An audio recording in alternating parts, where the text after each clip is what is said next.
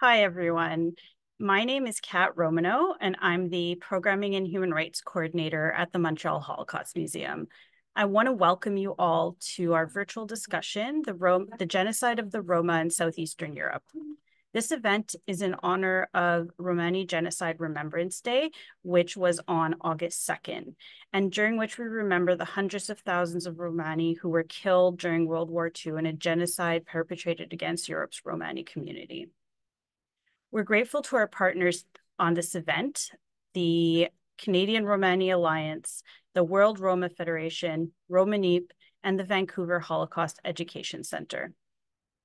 Here at the Montreal Holocaust Museum, we aim to educate people of all ages and backgrounds about the Holocaust while sensitizing the public to the universal perils of anti-Semitism, racism, hate, and indifference. Through our commemorative programs and educational initiatives, the museum promotes respect for diversity and the sanctity of human life. If you're in Montreal, we invite you to visit our permanent exhibition, as well as visiting our website to explore our virtual exhibits and survivor testimonies if you're not in the city. Now, I just want to take a moment to go over some quick housekeeping. Everyone will be kept on mute during the event. And today's conversation will be followed by a Q&A, during which everyone can ask questions by writing them into the chat.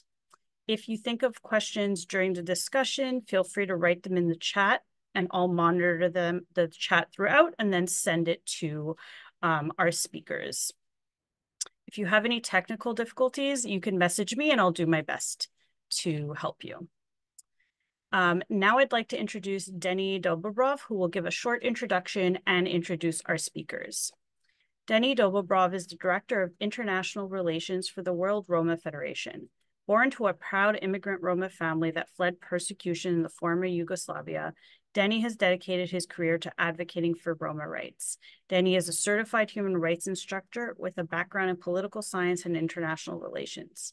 With over 15 years of experience in human rights advocacy, Denny has been instrumental in opening communication channels with leaders in Eastern Europe and the former Yugoslavia. He also consults for the Department of State on Roma issues. Denny, I'm passing it over to you. Thank you, Kat. Thank you. Welcome, everyone, to today's webinar. My name is Denny Dobobrov, and I am honored to be here on behalf of the World Roma Federation to discuss a critical but often overlooked chapter in history. Today, we will explore the experiences of the Roma during the Holocaust, the systemic persecution they faced, and the ongoing challenges in recognizing their suffering. I would like to introduce today's speakers, which are Gina Csanyi-Robah, a human rights advocate and educator with over 20 years of experience. Gina is a secondary school teacher and leader in the Canadian Roma community. She co-founded the Canadian Romani Alliance and has been educating about the Roma Genocide since 2009. Additionally, we have Milovan, a historian specializing in Roma history. Milovan has been instrumental in uncovering and presenting the stories of the Roma Holocaust survivors through extensive research and publications, and he has earned multiple awards for his work. His dedication in documenting the history of the Roma is invaluable to our understanding and recognition of their struggles. Thank you, Gina and Milovan, for doing this today, and we really appreciate you on behalf of the Roma community. It is crucial to recognize Roma Genocide Remembrance Day, to honor the memory of the victims, and to acknowledge the atrocities faced by the Roma community during the Holocaust. August 2nd serves as a reminder of some systematic persecution and genocide of the Roma, which is often overlooked in mainstream Holocaust narratives. By commemorating that day, we ensure that the history and suffering of the Roma people are not forgotten, and we commit to educating future generations about the importance of tolerance and human rights. Education and awareness are key to combating prejudice and discrimination. Events like today's webinar, for example, and initiatives such as our mobile Roma Holocaust exhibit play a vital role in raising awareness about the genocide of the Roma people. And when I say Roma people, this is all inclusive and includes the Sinti too, with all due respect. By learning about the past, we can work towards a future where the rights and dignity of all people are respected.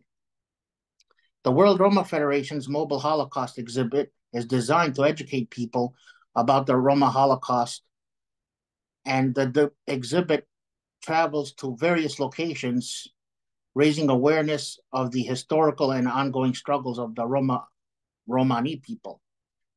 This year, we held impactful exhibits at the United Nations, as well as the University of Texas at Austin here in the US. These events were attended by top diplomats, including the EU delegation and the Archbishop representing the Vatican, highlighting the significance of our efforts. The World Roma Federation is committed to expanding this exhibit and opening our own museum eventually one day, dedicated to Roma history and culture, as well as the genocide. We invite everyone watching to learn more and to stay tuned to this very important information that Gina and Milovan will be sharing with you today. While the systemic killing of Roma people has ceased, many issues they faced during the Holocaust persist today. The Roma continue to suffer from widespread discrimination, poverty, lack of access to education, and poor healthcare. They are often marginalized in many European countries, living in segregated communities and facing social exclusion. Anti-Roma sentiment remains strong, and hate crimes against Roma individuals are still a significant issue. The challenges they face are rooted in the same prejudices that fueled their persecution during the Holocaust. It is critical to recognize that although the killing has stopped, much of the societal attitude towards the Roma has not changed. The images that you can see in historical images highlight modern day Roma communities, emphasizing their ongoing struggle for equality and justice. I want to thank everybody for who has attended, and I will pass it over to Gina. And I hope that some of you who have questions later on during the session, question and answer session, will ask relevant questions that you have about the Roma community, and we'll be happy to stick around and answer any questions. Thank you. Hi, everybody. Thank you so much, Denny, for that introduction and sharing more about our community's experiences, past and present. It's important to contextualize everything. Well, good afternoon, everybody. I'm very honored to be here today. Thank you so much to all of our partners who has made this possible today.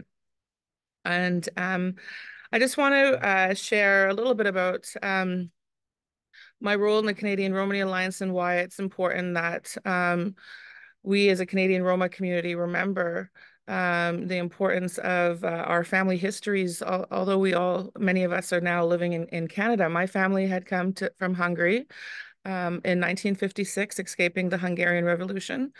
And many Roma have come to Canada prior to World War II, but most have come after World War II.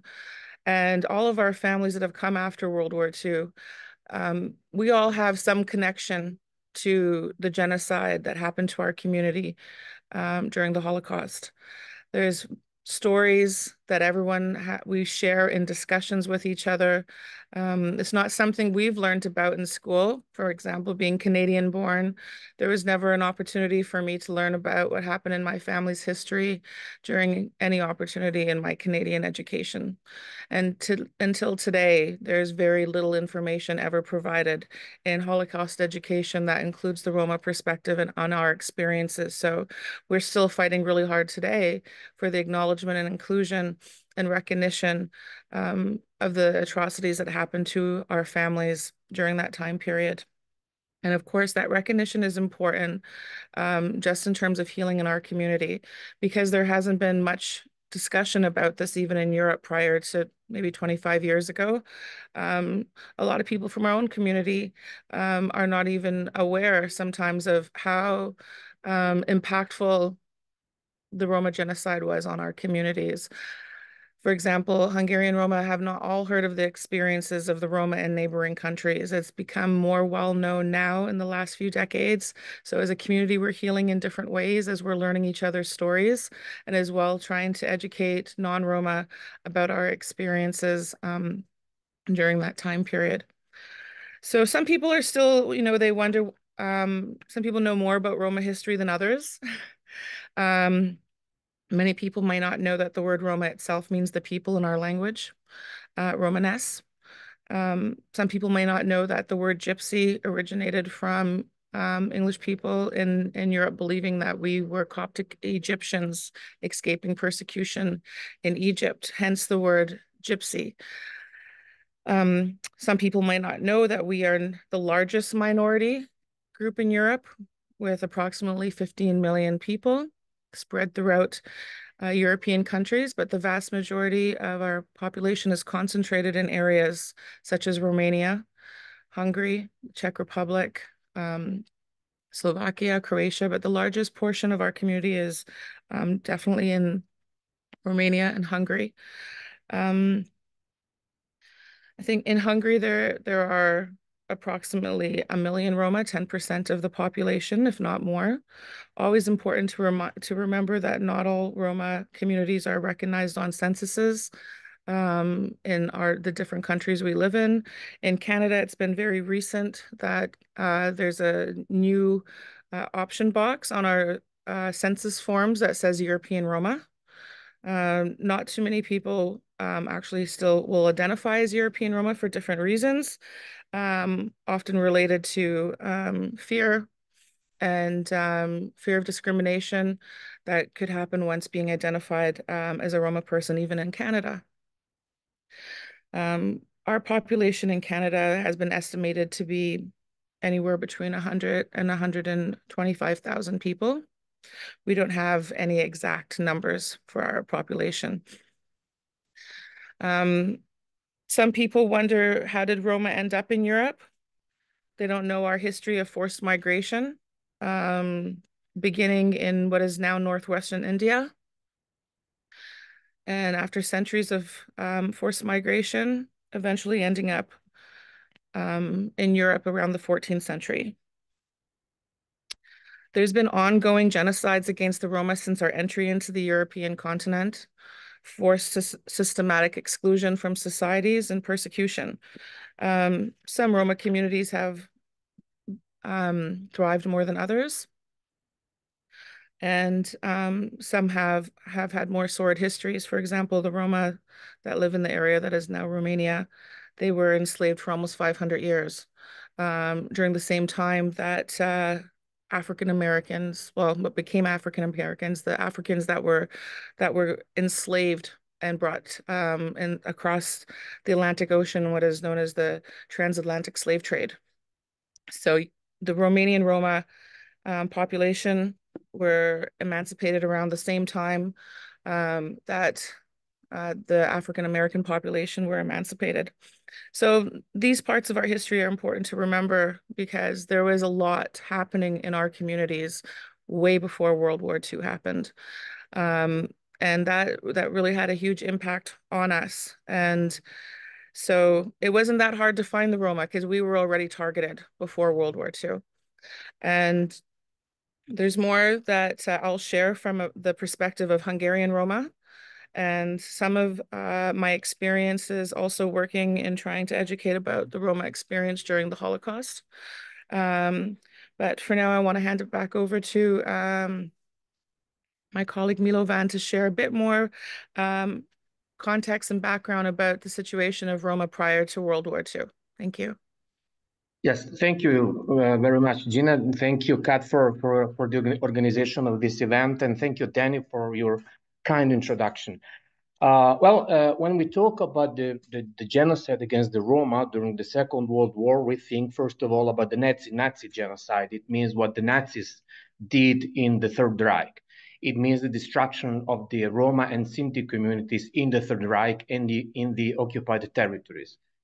But then, when I remember when I started researching this topic about 15 years ago, this was the main topic. I mean, the main issue, what happened in Germany.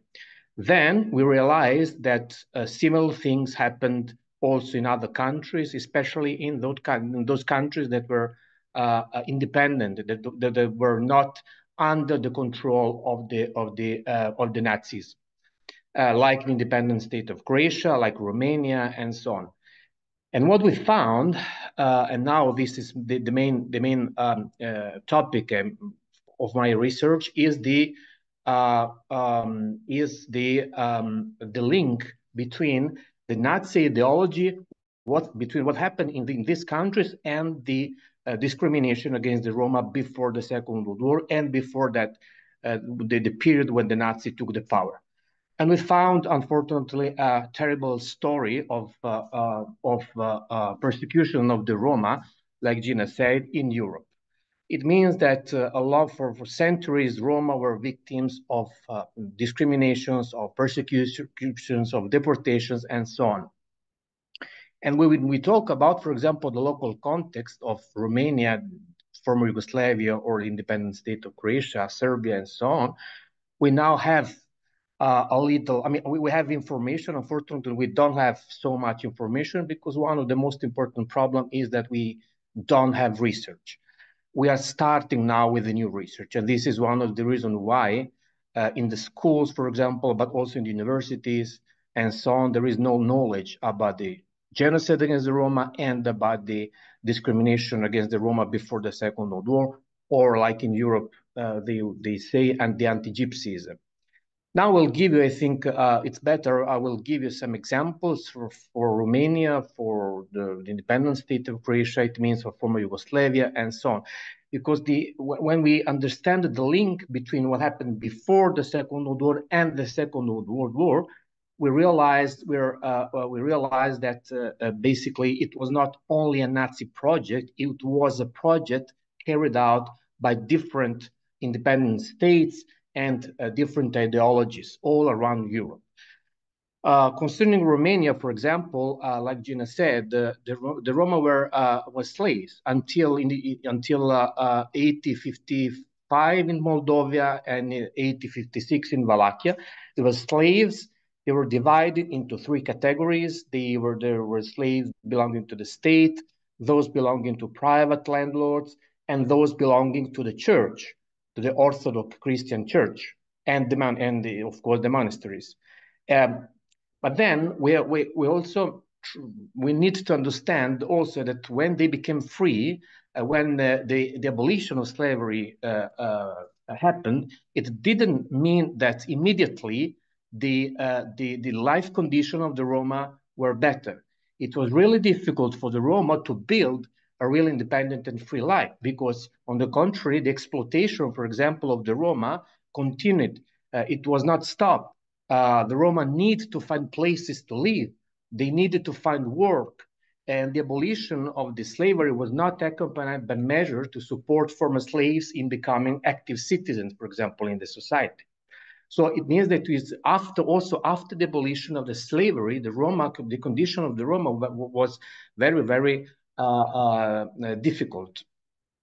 After the Second World War, when the nationalism in Romania took place, when some politicians developed the nationalism like in other European countries, there were also some politicians that, let's say, also decided to introduce some measures and some politics against the Roma. And this is basically happened at the end of the 30s, when already Antonescu, that would become soon the leader of the Romania, the fascist regime in Romania, they, for example, were already discussing policy of ethnic cleansing of the Roma population.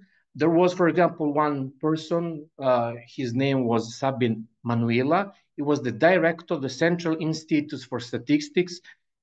He was one of the most important ideologists politicians in Romania, in fascist Romania. And he, for example, considered the Roma the most important and grave racial problem of Romania, because they mingled with Romanians and they basically endangered the purity of the nation. So this is really quite similar to the Nazi ideology, but this is an ideology that they developed independently from the Nazis in Romania. Quite similar was the situation in Croatia. Croatia was at that time part of the Kingdom of Yugoslavia, but the situation was quite similar. Because, for example, we have some politicians at the end of the 30s, like Otto Frangesch. He was an important Croatian politician in the Senate of the Kingdom of Yugoslavia. And in 1937, he proposed to the Minister of Agriculture to take away all the horses from the Roma, because in this way they would put pressure on them so that they can immigrate to Bulgaria, Romania, and so on. And he already, for example, and he was not the only one, of course, but he used, for example, the typical anti-Roma discourse, anti-Roma discriminations. He said at the ministry during this meeting at the Ministry of the Agriculture, he said, those gypsies, those bastards, who don't care about anything, and so on. So basically, they used the word that, unfortunately, we can hear still today similar words concerning the Roma. For example, another example was another nationalist politician from Croatia, and he said, his name was Ivan Zatluka, and he said that gypsies, I'm quoting, gypsies become a danger for property and life. They're lazy, frivolous, wandering around, hunting villages, asking for alms, committing evil deeds, and so on. Gypsies are not ordinary poor people. They're a clan whose life goal is to fight with the world, to survive easily, and so on. But then they also proposed like some solutions. In their opinion, they had to find a solution for this problem. They already considered the Roma as a problem, and they proposed, for example, in Croatia, in the Kingdom of Yugoslavia, to, for example, take from all the Roma families the children and to educate them in special state institutions. Another politician, Franjo Horvat, he proposed, for example, the sterilization of women, so that in 100 years, he said, these parasites, which drink the healthy blood of the people, would disappear. So basically, we have already this racial ideology, that is, as I said, quite similar to the Nazi ideology, that is developed independently from the Nazis. I can give you, I could give you other examples, but a lot of other examples, but there is also some, for example, other politicians and journalists that propose other measures. For example, in 1939, in a newspaper in Croatia, one journalist, Josip Belčić, wrote that in some villages, the people suggested to kill all the Roma or to sterilize the men.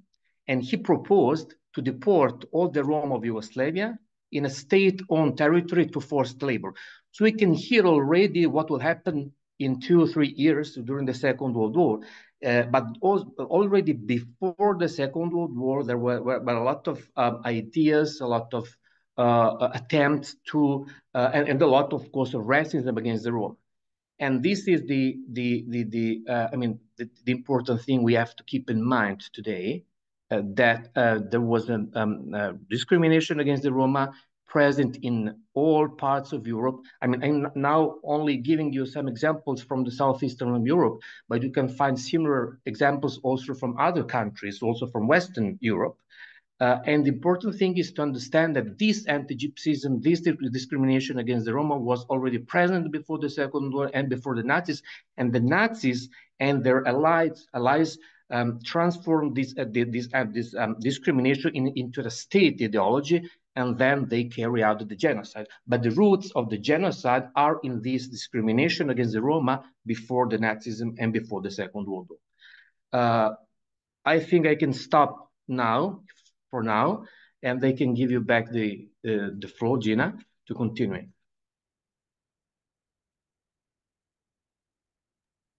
Thank you, Milovan, for providing that important contextual information about the Roma communities prior to World War II. And absolutely important to acknowledge that, because in Hungary, where my family's from my research, I've been able to read more and learn more about the impact and what it looked like in Hungary. I do want to mention that, the ongoing policies against the Roma communities in Europe, they really mirror a lot of what's happened to our First Nations Indigenous communities in Canada. We have a lot of shared and similar experiences, including forced assimilation. And the Austro-Hungarian Empire had very effective policies of forced assimilation toward Roma communities, taking Roma children away from their families, placing them with Hungarian families. This went on for centuries. It created an increased diversity within the Roma populations as more and more Roma in the Austro-Hungarian Empire became racially mixed. Some of these racially mixed groups are known Romangro, Hungarian. In Hungary, we have Roma people that are mixed race with Hungarians and Roma ethnicity. We call Romangro. We have Sinti, which is Roma people mixed with German and Austrian. Often we call the Sinti people, we're all the same group of Roma, but we have different names throughout Europe often. For example, we're called different names in Hungary, like Sigan, which comes from a Greek word, astigani, which essentially means untouchable. So we have different labels that have been attached to us throughout our history in Europe. And knowing the history of forced assimilation policies for centuries in Europe helps also better contextualize the Roma, but also important to know the diversity of Roma communities, different class structures, different jobs, different occupations, different roles in society. Some Roma are more identifiable than others. Some of our more traditional Roma communities that stick strongly to cultural practices and traditions are often the most persecuted against because they're the most identifiable. Their skin's also often a little bit darker. They still wear traditional dress, and it's these communities that still suffer the most in Europe and have had the least success with being able to be successfully included and integrated and respected in European societies.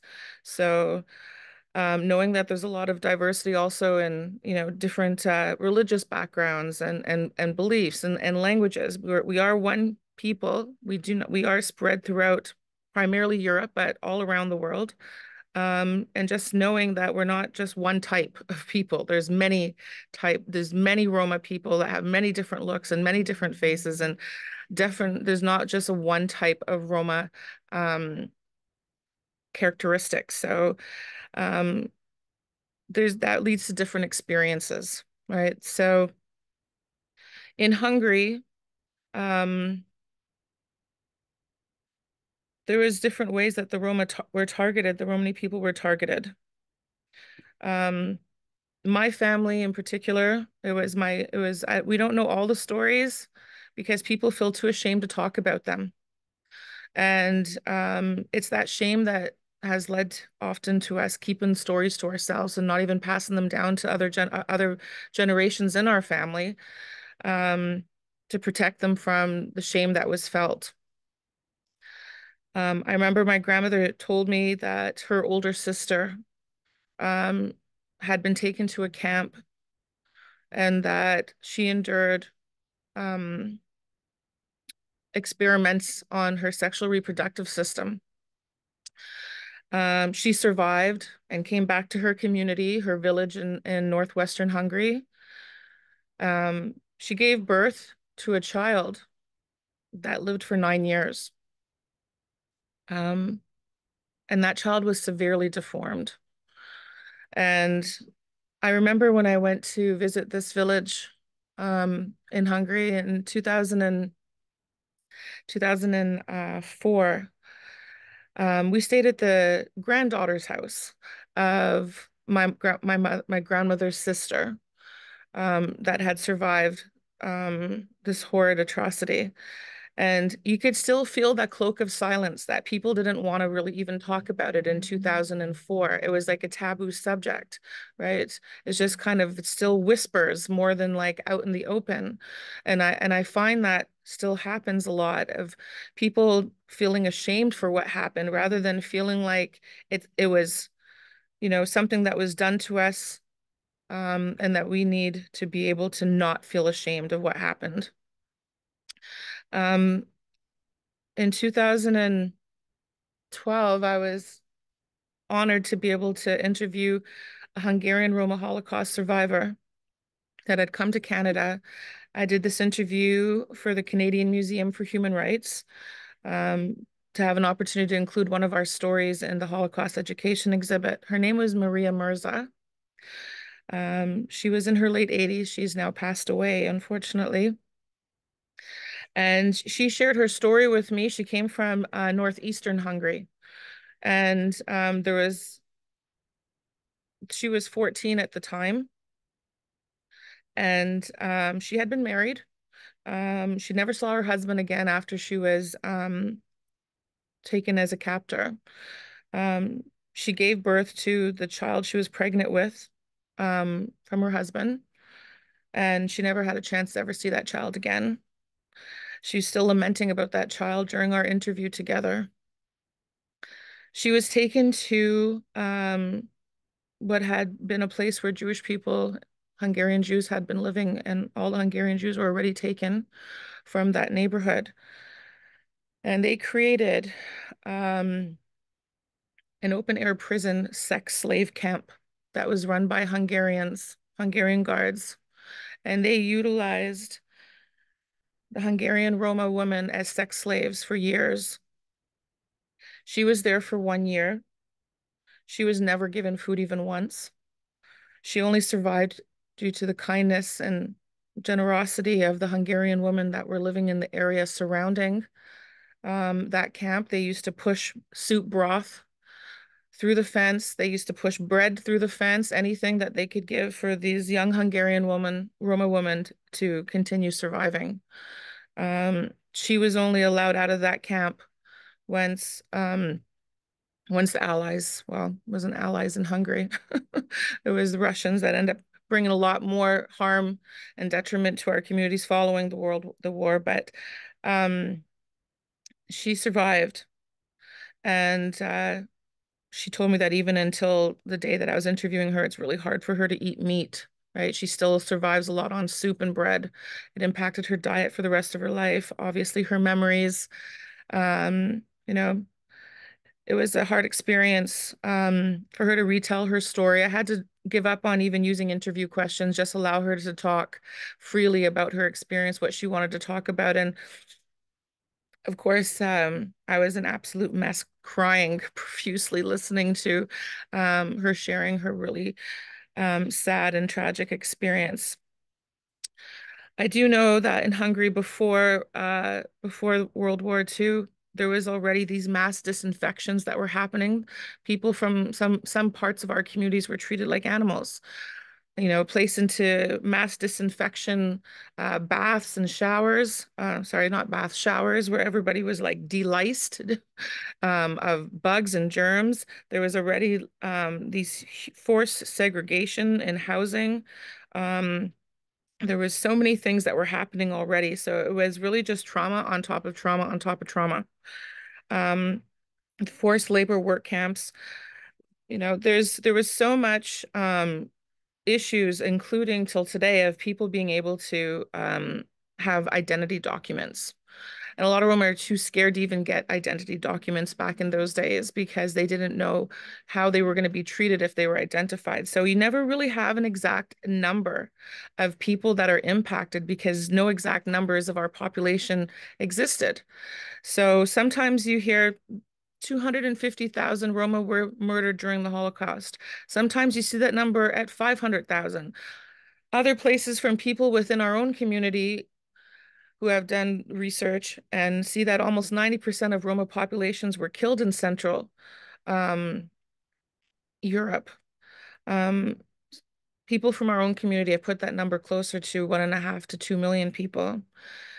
A lot of Roma that didn't live in cities were murdered and placed into huge mass graves. I've heard research that have found these mass graves from everywhere across Europe, from Russia to Romania to all over Eastern and Central Europe, of mass graves that have been uncovered. So no one knowing the exact number that we actually lost from our communities.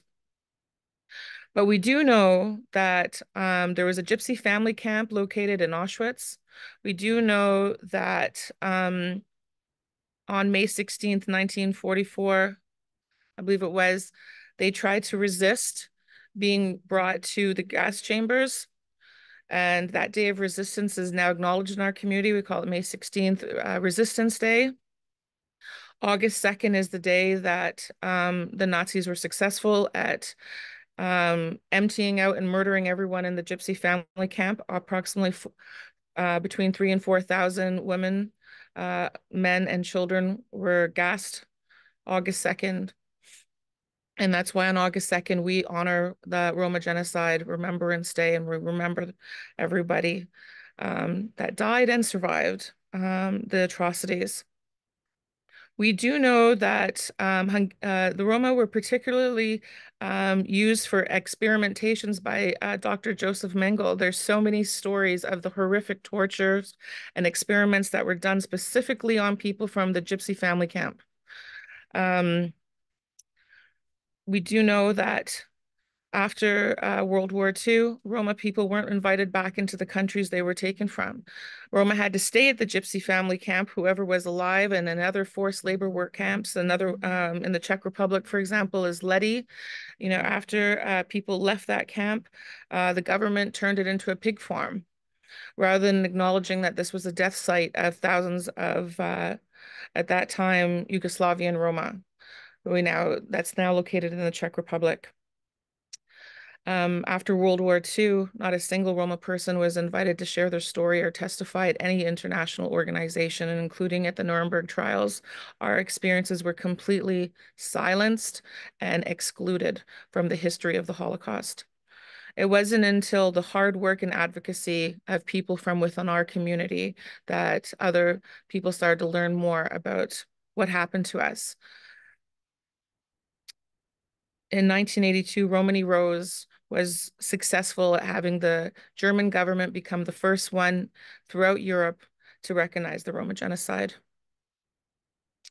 In Hungary, we have one small monument that doesn't even have a description outside of it. So if you come to a park in Budapest and you find this monument, you might not even know what it represents for our community, but it was the accumulation of massive hard work by Roma civil rights activist Agnes Dorotsi. And I'd like to share a quick little video from Agnes, and I want to show you a quick picture of what that one single small monument that is 20 years old looks like from Budapest. So please bear with me. I'm not excellent at screen sharing, so I'm going to talk my way through providing you some more information from my computer.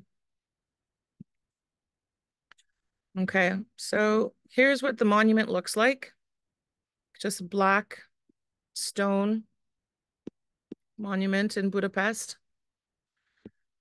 It doesn't have any description on the outside. When you look inside, you could see a torso. You can see what looked like it could have been what was a body of a human. And you see these scratch and these marks outside of like the slashes and the reflecting of like what happened to the body. It's powerful when you see it, but there's no inscription. You don't really know it represents the murder of the Roma in Hungary. This is Agnes Dorotsi. I just want to play a little tiny clip from this interview that she gave.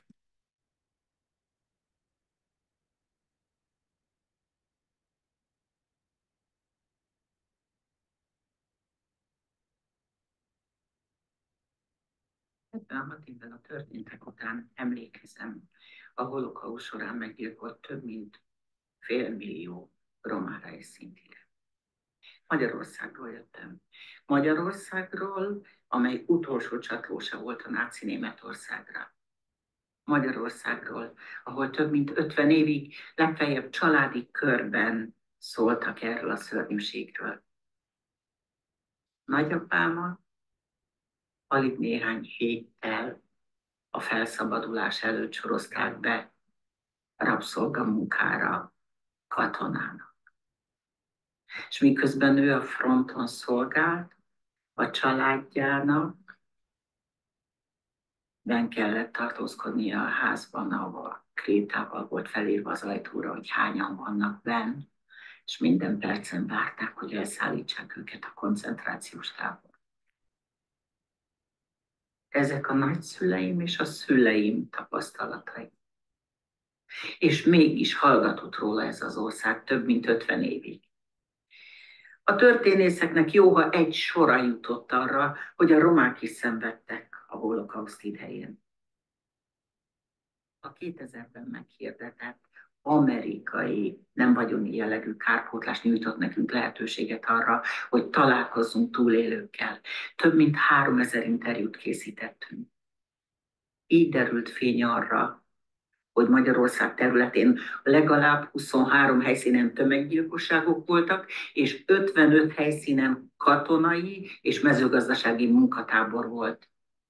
Kényszermunkatábor, német katonai és magyar csendőri felügyelettel. Auschwitz-Birkenau 2 vége. Okay, I will leave that there for a moment.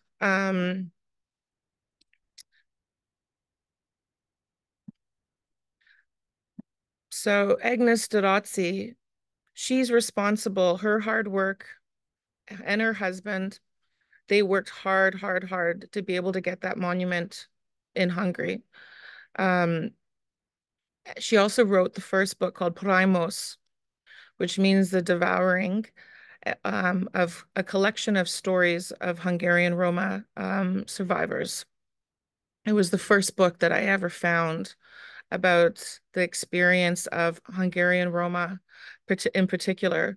And what was incredible was that one of the stories in that book was of Maria Mirza. And I didn't realize that until I interviewed her in Toronto.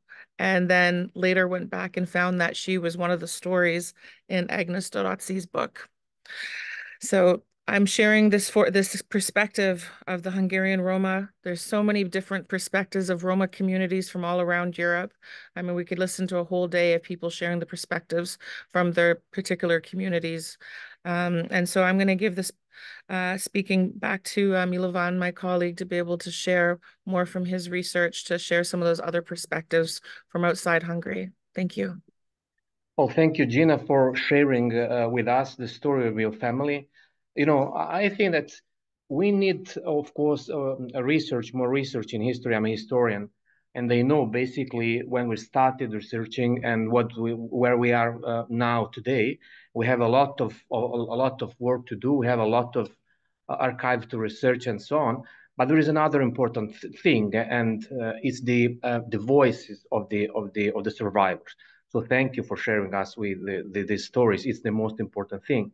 I think that I met Agnes some years ago in Budapest, and it was also for me the first time that I had the possibility to hear the stories directly from a survivor. We know, for example, we have a lot of stories from the Jewish survivors about the Holocaust and so on. But still, we don't have the possibility to hear the voices of the Roma survivors or the Roma victims, the families of the Roma victims. You mentioned, for example, what happened in Auschwitz. We know that in Auschwitz, more than 23,000 Roman Sinti were killed, deported and killed. But still, we don't know how many Roman Sinti were killed all around Europe in other death camps or in other camps or in mass shootings and so on. We don't know, for example, for concerning some countries, we don't have the research. For example, about Bulgaria. We don't know the measures introduced by, for example, the Bulgarian authorities against the Roma. In other cases, for example, we know better. For example, is the case of on the independent state of Croatia, because there are, for example, in Croatia, there is one colleague, Daniel Vojak, and he did a lot of his research. He dedicated basically his professional life to the genocide against the Roma, to research the genocide of the Roma. So thanks to him, we know, we have information about the many other countries. We don't have such Daniel Vojaks. I mean, we don't have researchers that want to research the history of the Roma Holocaust. And this is also one important thing we have to think about, why there is no interest, for example, among historians in researching the history of the Roma Holocaust. You mentioned also what happened after the Second World War. Well, it's terrible because there was no recognition, no compensation. Europe, basically the world, didn't want to hear the voices of the Roma. The Roma didn't exist also at the Nuremberg trials and so on, you mentioned. And after this, I mean, it was only thanks to the Roma community, to Roma activists like Agnes and many others, that the story at one moment the world became listening to this story, but we have still a lot of work to do. Now we know, as I said, about Auschwitz, about the Third Reich, and the destruction basically of the entire Roman Sinti community in the Third Reich. Something similar, for example, happened in the independent state of Croatia. In April 41, the Nazis, Germany, Italy, and so on, invaded Yugoslavia, the Kingdom of Yugoslavia, and divided Yugoslavia into different territories. Serbia was directly put under the control of the German army, while, for example, in Croatia and Bosnia and Herzegovina, they created an independent state, the independent state of Croatia, and at the head of the state, there were the Ustaša, the Croatian fascists. But it was an independent state.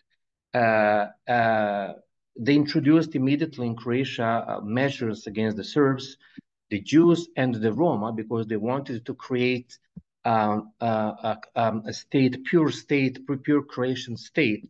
What happened to the Roma, for example, we know, thanks to these studies, thanks to documents, and thanks to testimonies, that in May 1942, the Croatian authorities ordered to deport all the Roma from the independent state of Croatia to the death camp of Jasenovac. Jasenovac was a death camp under control of the Ustašas, not under control of the Nazis. And they deported all the Roma population, and basically in 3 months they destroyed completely the Roma community, the Roma population in the independent state of Croatia. We're talking about more than 20,000 persons, children, women. All the entire Roma community was completely destroyed in the independent state of Croatia. In Serbia, something similar happened. The Germans introduced immediately also special measures against the Jews and the Roma. They established a concentration camp in Belgrade for Jews and for Roma. The camp is known as the Topovske Šupe camp. Unfortunately, we don't have information enough, but we know that, for example, at the end of October 41, the male Roma from Belgrade were arrested by the German army and the Serbian collaborators, the Serbian police. they were deported to this camp, and immediately after 3 or 4 days, they were killed in killing sites around Belgrade. And then we know also that the women and children, Romani women and children from Belgrade were deported in another camp, the camp of Sajmište. Now, for example, you mentioned the situation in Leti. Well, unfortunately, after the Second World War, and still it's quite difficult, the situation in Serbia concerning the Topovski Šupe camp. And it is, in Serbia, this camp is the place where basically the genocide of the Roma took place. It's the most significant place for the commemoration of what happened to the Roma in Serbia. Well, now, I mean, the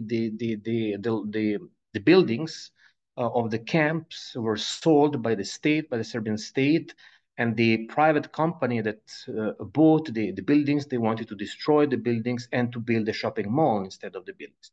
So there is also a fight for recognition, a fight for commemoration, and we're still fighting, to save it and protect the location, because we don't want, I mean, historians, Roma community, Jewish community, and so on, we're fighting together because we don't want, of course, the shopping mall in that place, on that spot.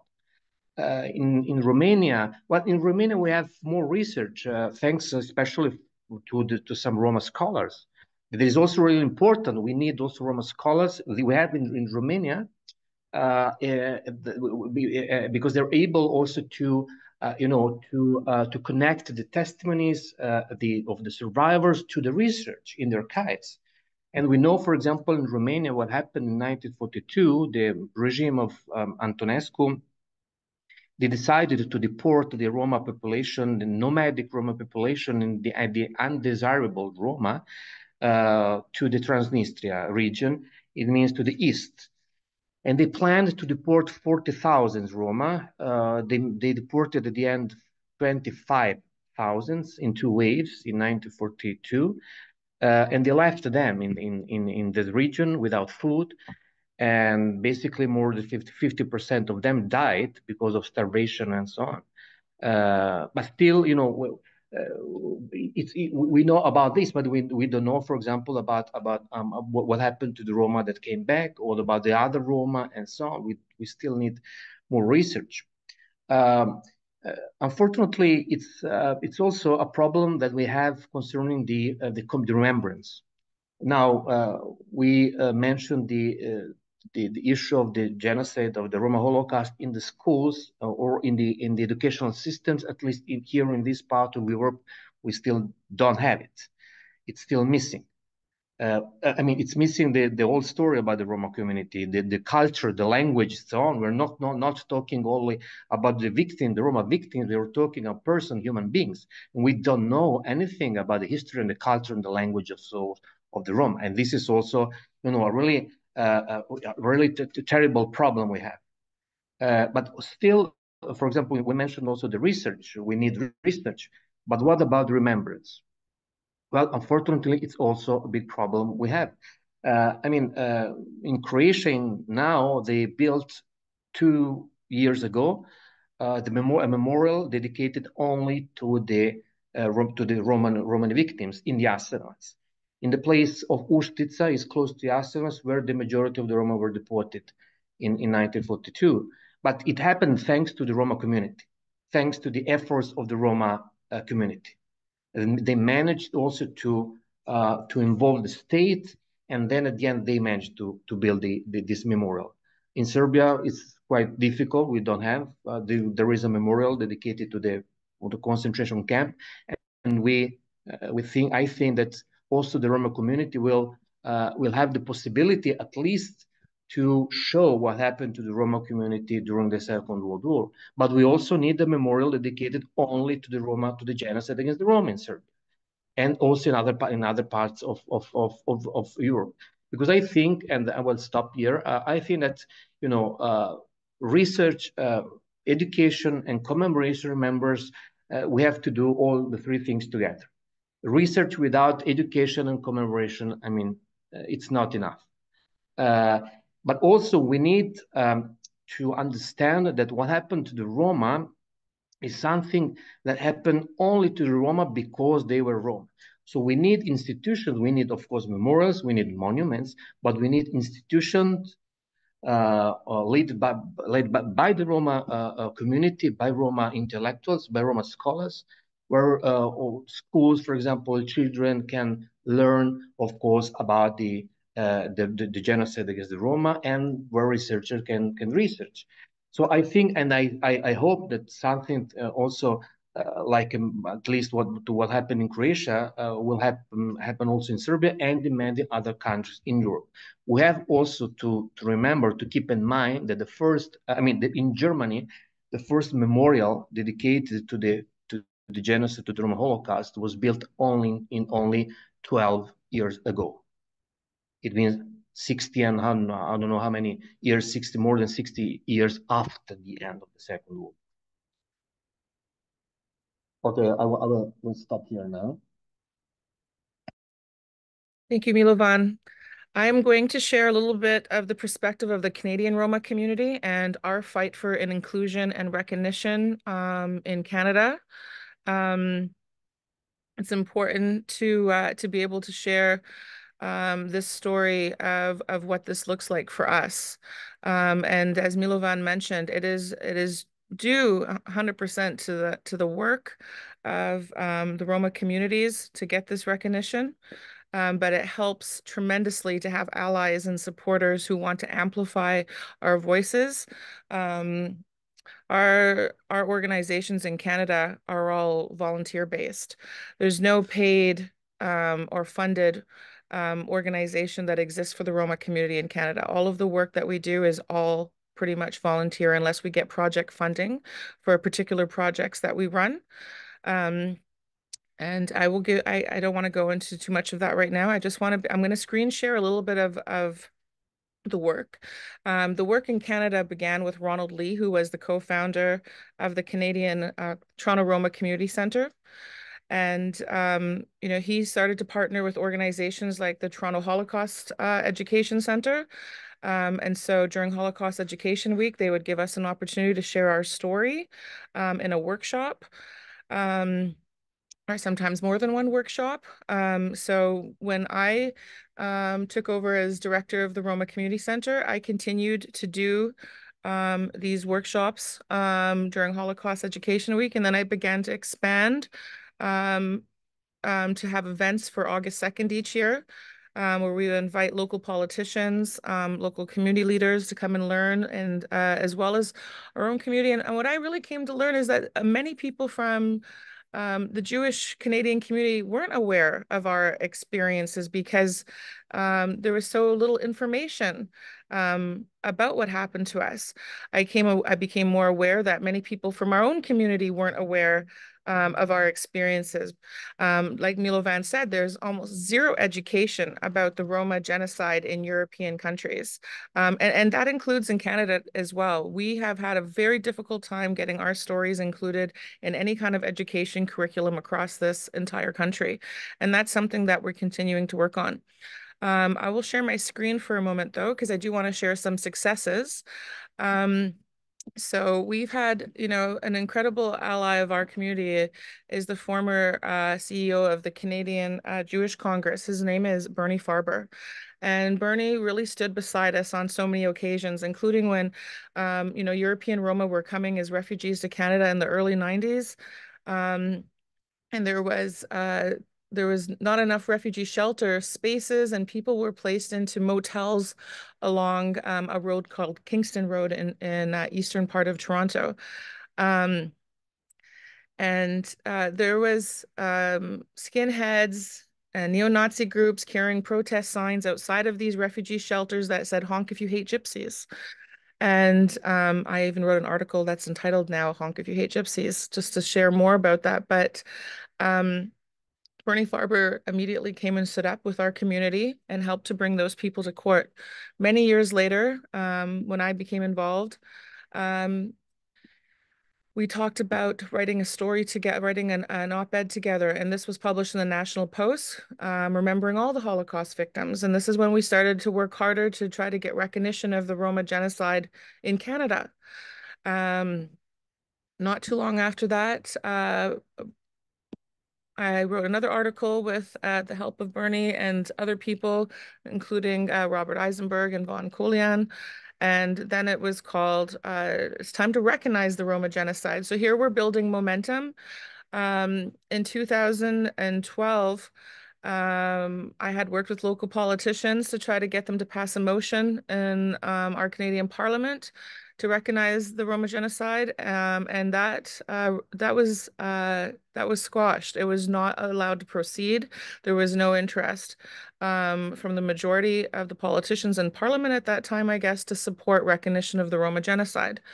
The Roma Community Centre, underneath the leadership of Michael Butch, in Toronto, this was after I had moved away from Toronto, continued to do the August 2nd commemorations, which continued to gain more acknowledgement and recognition, working with local politicians. It also helped that there was the first ever feature-length documentary created about Roma during the Holocaust, and this was created by Canadian Jewish filmmakers.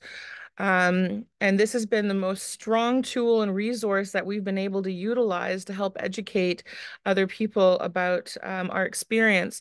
The front of the trailer here shows Hungarian Roma community when neo-Nazis in Hungary were doing a serial murder spree against the Roma community without any arrests being made for a long, long time. And in fact, there's been a lot of evidence of police turning a blind eye. I'll just play a tiny little clip from this. I know we're over time. I hope that you're okay with me just finishing off a little bit here.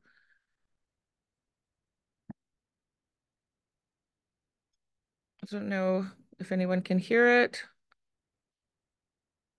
Let's try.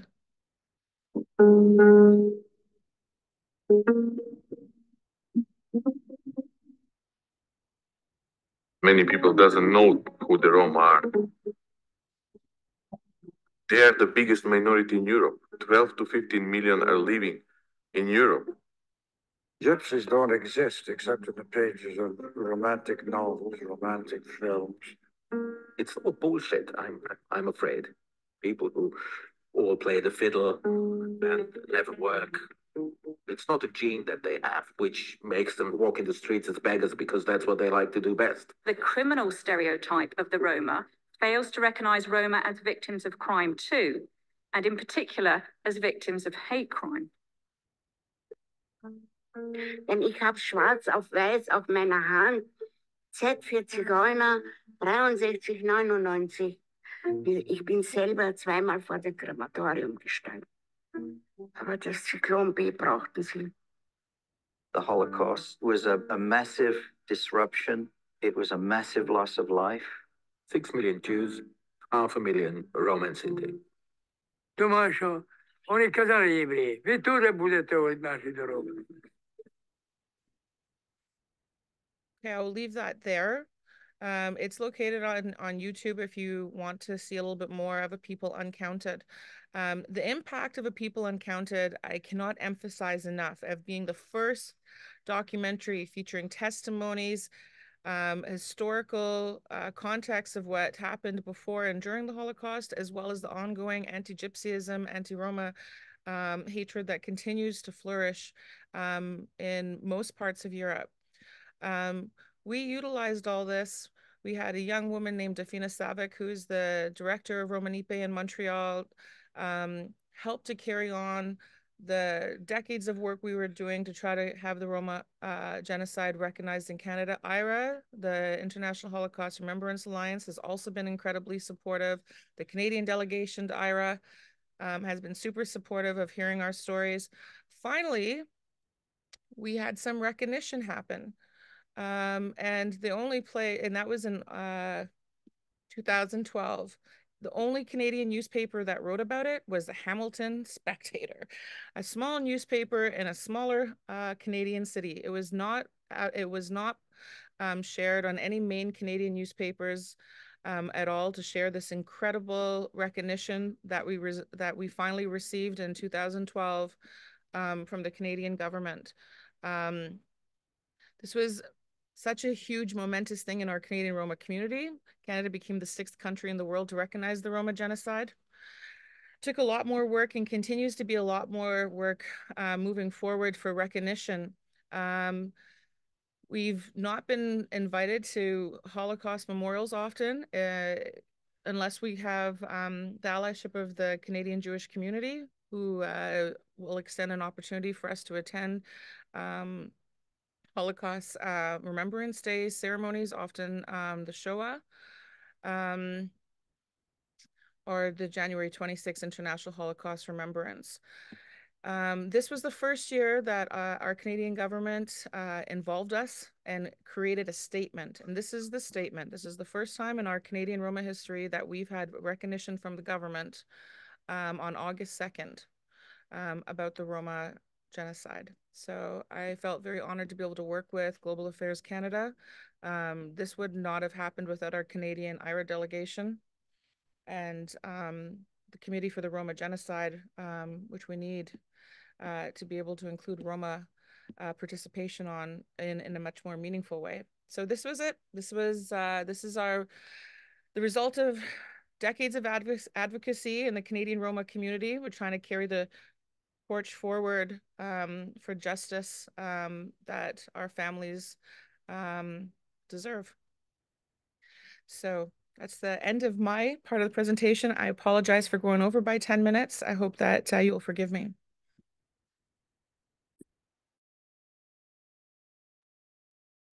I just want to lastly add, if you visit the website of the Canadian Romani Alliance, you will find a lot more of this information and documentation if you're interested in learning more. Thank you. So we'll go ahead and go into the Q&A now. You can put your questions in the chat, please.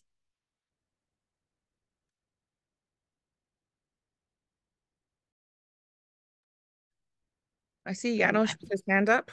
Yeah, hold on. But I would prefer that Okay. everyone just put their questions in the chat. Okay. And Gina, I think I sent you some questions. Okay. Thank you. Yeah.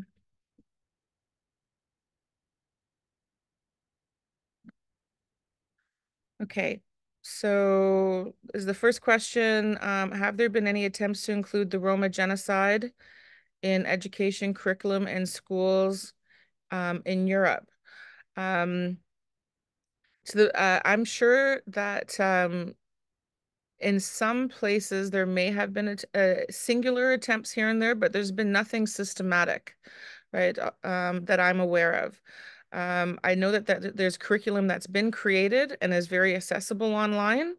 It would have to be the desire and the want and the will of teachers themselves to bring it in. There's nothing on a broad overview that's been implemented systematically, nothing in textbooks, nothing that you must teach this. There's nothing that I'm aware of that exists that teaches about the Roma genocide.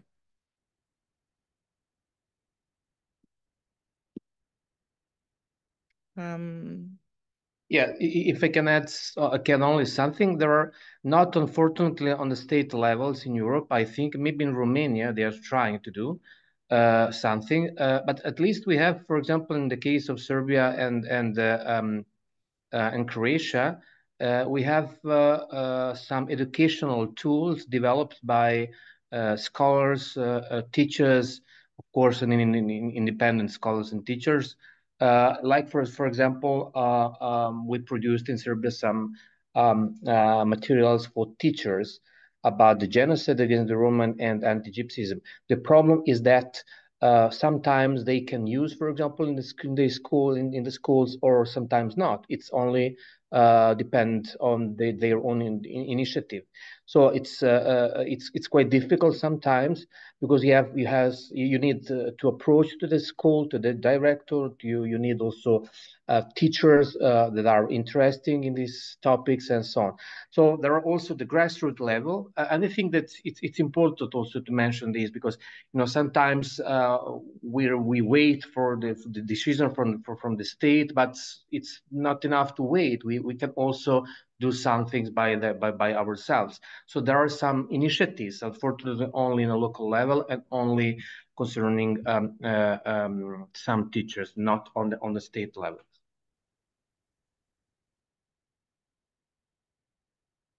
Okay, sorry, Kat, I'm looking for more. I'm looking for more questions. We have another question that just came in, and it was, what was the Holocaust experience of Roma in Western Europe?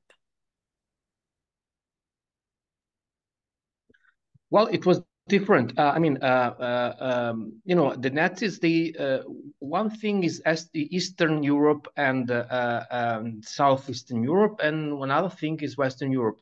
Some historians, for example, usually say that the Nazis, they fought two battles. I mean, one was what was happening in Eastern Europe, where, for example, the Jewish population was completely destroyed, the Roma population was basically completely destroyed, and so on, where the Nazis implemented measures, for example, for retaliations that didn't implement in Western Europe.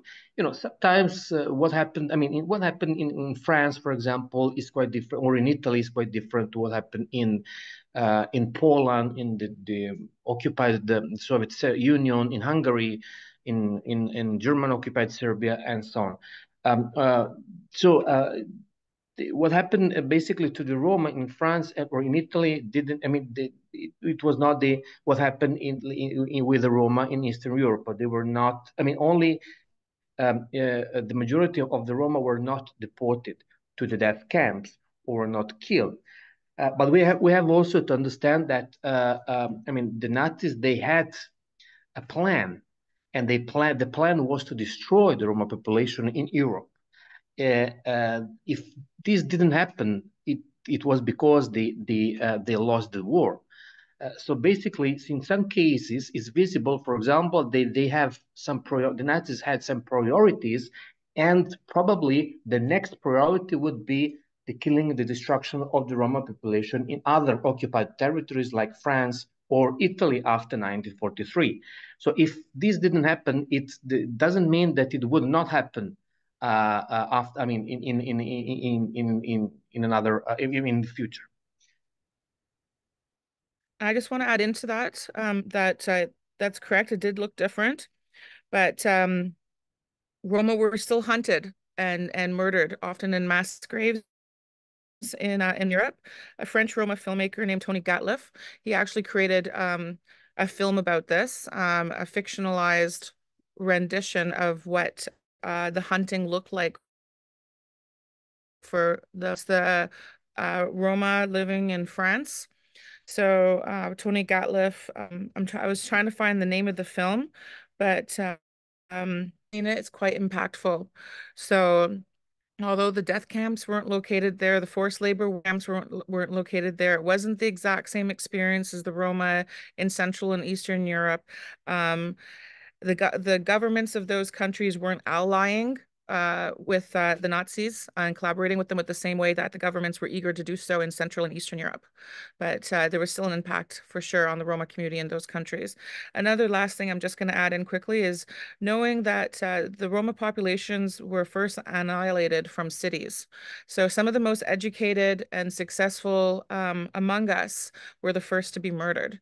And that's the decimation in our community had ripple effect right up until 80 years later. It's taken the last 20 years of Roma being able to rebuild our communities, and for the younger generation to get more involved in human rights work and become scholars, and to be able to share stories about our experiences and to rebuild our community. It's been a process of rebuilding for the last 80 years.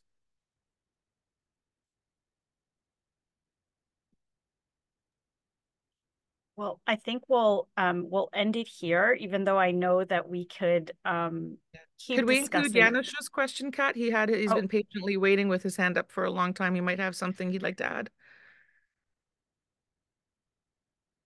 Janusz? Sure, and then I asked him to unmute. Okay.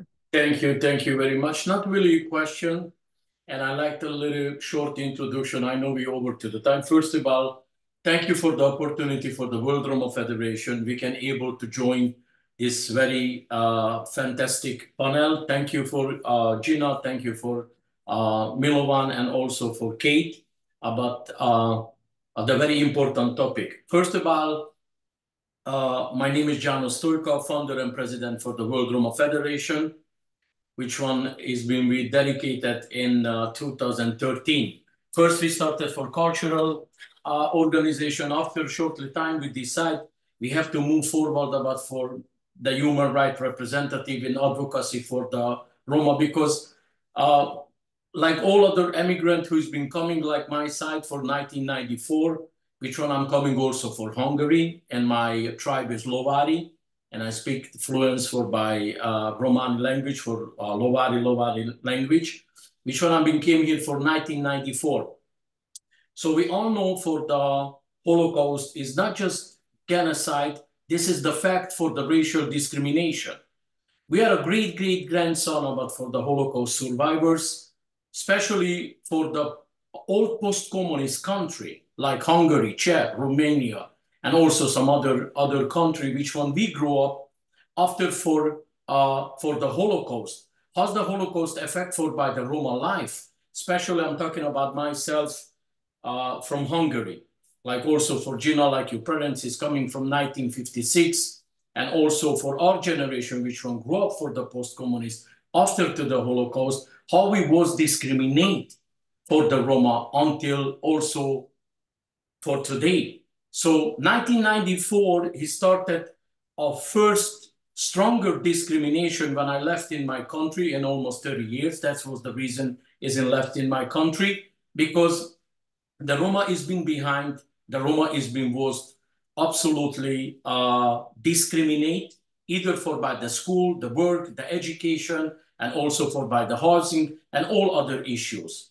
Now, when we left for after 30 years, and also in keeping an eye in my country all the time, and always in my number one priority, he was how we going to be able to help, how we going to be able to moderate, how we going to be able to stand up to the Roma who's been suffering is in Romania, Hungary, Czech, and all other countries.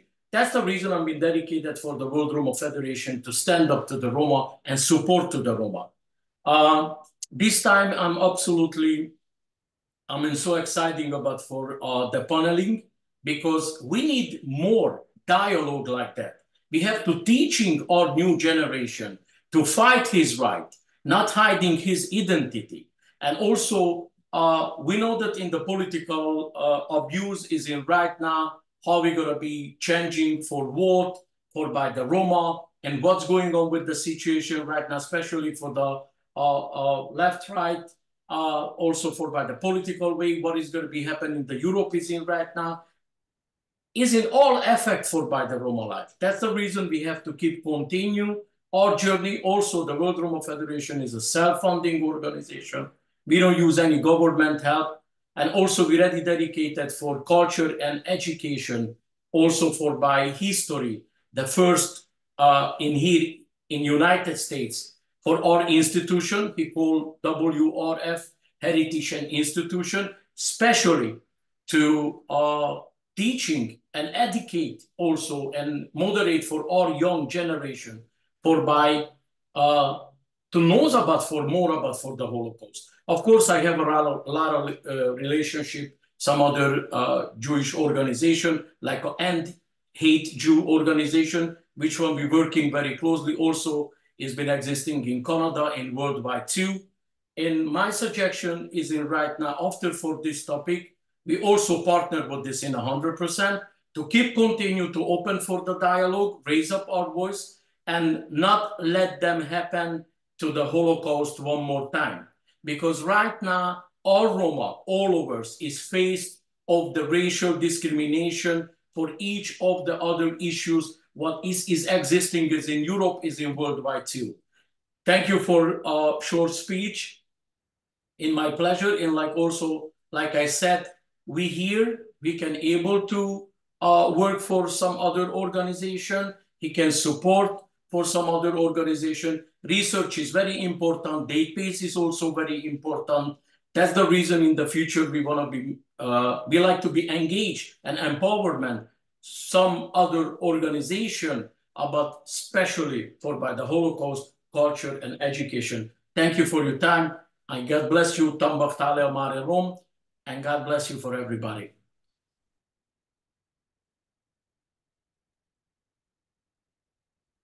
Thank you so much. I want to thank everyone for joining us today for this important event. I hope this leaves you wanting to learn more about this very, very important topic. I want to thank our speakers, Milovan and Gina, for your insightful conversation. I learned so much today.